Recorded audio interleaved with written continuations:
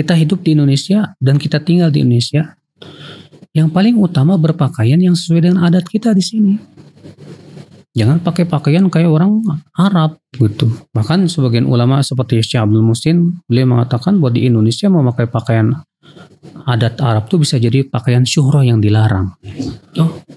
Karena ada Nabi SAW bersabda, "Man labisa thawba syuhrah albasahu Allah thawbal mahanah yaumal qiyamah." Rawahu Ahmad.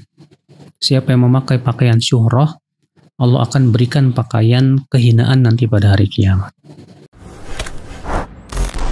Selamat datang di ruang tamu jejak sahabat.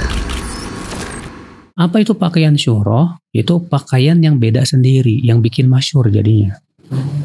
Nah, kalau kita di Indonesia, ya pakailah pakaian orang Indonesia, kebiasaan orang Indonesia, selama tidak bertabrakan dengan syariat. Walaupun kita kemudian memakai gaya pakaian bukan orang Indonesia, yang membuat orang jadi ngelihat aneh sendiri sih ini orang gitu kan, jadi masyhur jadinya. Malah kena ancaman hadis tadi. Itu orang yang memakai pakaian syuhrah tadi. Karena jadi pusat perhatian gitu mungkin. Jadi pusat perhatian. Nah, kalau kita pakai pakaian orang Arab, kita berangkat sendiri kan, di jalan sendiri, orang akan jadi perhatian kan, jadi masyhur kan. Sebaliknya kalau kita ada di Saudi, kita pakai pakaian orang Indonesia juga nggak bagus. Jadi yang lebih bagus kata Syekh Utsaimin apa? Kita berpakaian sesuai dengan adat setempat. Artinya kita menyesuaikan dengan adat itu kalau memang tidak bertabrakan dengan syariat. Adapun kalau itu tidak sesuai dengan syariat, nggak boleh kita lakukan. Makanya pendekatan masyarakat dengan adat boleh, nggak masalah selama tidak bertabrakan dengan syariat. Pakai batik nggak masalah saat itu? Nggak masalah. Pakai batik, pakai sarung, pakai songkok, silahkan, nggak apa-apa. Nah, ini berkenaan dengan ritual pernikahan Ustaz. Kan banyak tuh ritual-ritual budaya Ustaz ya. Kalau di Sunda itu contohnya ada siraman, sungkeman, saweran dan lain-lain Ustaz. Diperbolehkan nggak Ustaz di dalam syariat?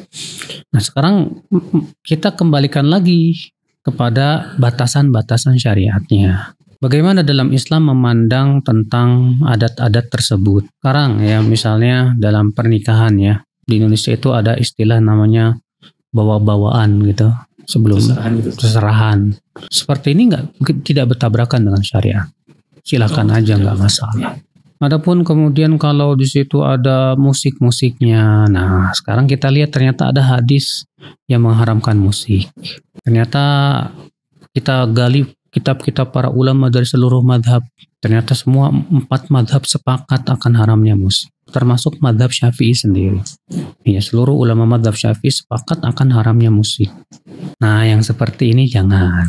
Demikian pula kalau misalnya ada keyakinan-keyakinan syirik.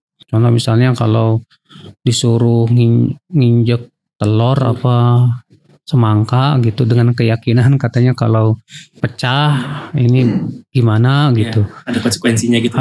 Kalau keyakinan ini yang tidak boleh. Gak boleh kita punya keyakinan seperti itu. Kenapa? Karena ini namanya rajman bil ghaib.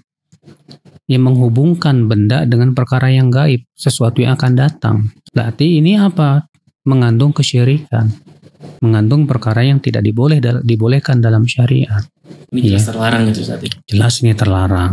Nah, yang seperti ini yang harus kita pahamkan dulu ya. Bahwa secara syariat gimana sih hukumnya, dalil-dalilnya mana, coba bawakan.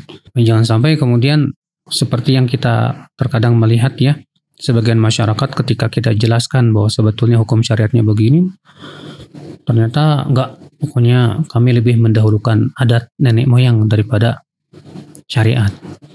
Wah ini jelas tentunya seakan-akan kita menganggap bahwa Allah itu nggak paham bahwa syariat Islam itu tidak pantas untuk kita di adat kita misalnya. Padahal Allah yang menciptakan manusia, Allah yang lebih tahu dong dari kita.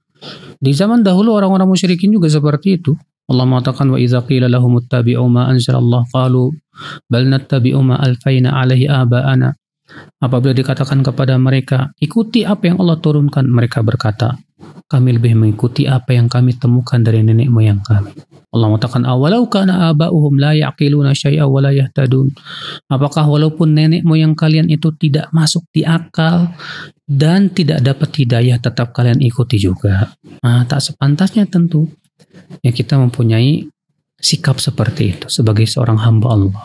Tidak bisa dipukul rata sih Ustadz ya. Ya, Ada yang sesuai syariat boleh, boleh. tidak. Yang tidak bertabrakan dengan syariat gak masalah. Nah ini terakhir Ustadz, kita minta nasihat dari Ustadz untuk para pemuda-pemuda nih untuk merespon dengan bijak hal-hal yang seperti sekarang sedang terjadi Ustadz, maupun hal-hal yang berasal dari kebudayaan setempat nih, kita meresponnya fenomena-fenomena kayak gitu tuh gimana sih sebagai thalabul ilmu Ustadz? Oh iya, tadi saya ada kekurangan dikit ya. Ya, buat dalam pernikahan tuh yang diizinkan hanya rebana saja ya. Untuk alat musik hanya diizinkan rebana saja, tidak yang lainnya. Demikian ditunjukkan oleh hadis Nabi SAW. Sikap kita menghadapi fenomena di zaman sekarang, tentu kita juga harus memandangnya dengan pandangan Allah dan Rasulnya. Jangan pandangan hawa nafsu, jangan pandangan syahwat. Tetap kita harus memposisikan diri sebagai hamba Allah. Kita ini makhluk yang Allah ciptakan, Allah yang ngasih kita rezeki, kita tinggal di bumi Allah. Maka tentu kewajiban kita adalah yang menyikapi dengan sesuai syariat Allah Subhanahu wa taala. Bagaimana sikap yang benar dalam syariat? Yang pertama, ya kita berusaha untuk menjelaskan kepada masyarakat tentang hakikat syariat Allah. Yang kedua, kita berusaha supaya menyadarkan kepada masyarakat bahwasanya Allah lah pencipta kita. Kewajiban kita mengikuti Allah Subhanahu wa taala. Yang ketiga, ya kita berusaha untuk menahan lisan-lisan kita, tidak mengucapkan kata-kata yang keji, kata-kata yang tidak baik. Ya kita berusaha untuk berakhlak mulia kepada masyarakat yang ada, sambil kemudian kita juga berusaha terus memahamkan masyarakat kita tentang hakikat syariat yang dibawa oleh Rasulullah Sallallahu Alaihi Wasallam. Insyaallah. Jazakallah khairan Ustaz. Jazakallah khair. Sangat bermanfaat sekali, dan ini terutama untuk kita thalabul ilmi jangan tergesa-gesa Ustaz ya. Betul. Untuk berbicara, untuk berkomentar, karena sekarang mudah sekali untuk berbicara di mana-mana dengan sosial media Ustaz. Betul. Gitu. Kita juga mau terima kasih banyak, jazakumullah khairan buat Aufan yang sudah support kita pakai ini, keren ya Masya Allah, dia cocok banget. Sama ada Hijack Sandals ini keren banget, Masya Allah, nyaman banget. Terima kasih banyak. Mudah-mudahan obrolan kita yang singkat ini bermanfaat untuk kita semua. Assalamualaikum warahmatullahi wabarakatuh.